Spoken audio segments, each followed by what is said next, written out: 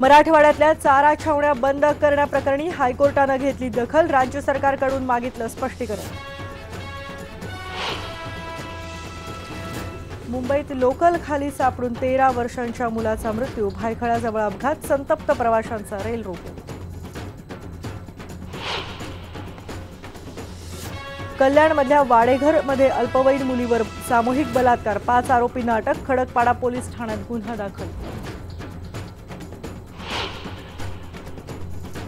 JNU आणि दिल्ली विद्यापीठातले विद्यार्थ्यांचा एक गट प्राध्यापक साईबाबाच्या माध्यमातून माओवाद्यांच्या संपर्कात, नागपूरचे पोलीस महानिरीक्षक रवींद्र कदम यांची धक्कादायक माहिती।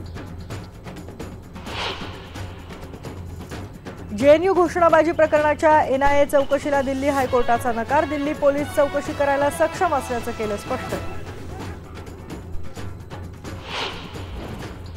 पालघर निवडणुकीत शिवसेनेचे अमित घोडा विजयी, काँग्रेसच्या राजेंद्र गावितांचा केला दणदणीत पराभव।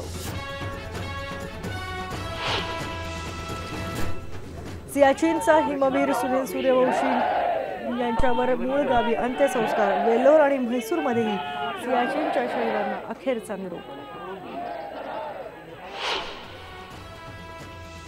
रिक्षावाल्याची स्टंटबाजी बेतली प्रवाशाच्या जीवावर, नाशिकमध्ये कॉलेज रोड परिसरात स्टंटबाजी करताना रिक्षात झाली पलटी। आणि राज्याचे माजी गृहमंत्री आर पाटील यांची आज पहिली पुण्यतिथी, सांगलीत आबांना श्रद्धांजली वाहण्यासाठी विविध कार्यक्रमांचं आयोजन, शरद पवार यांनीही वाहिली आदरांजली।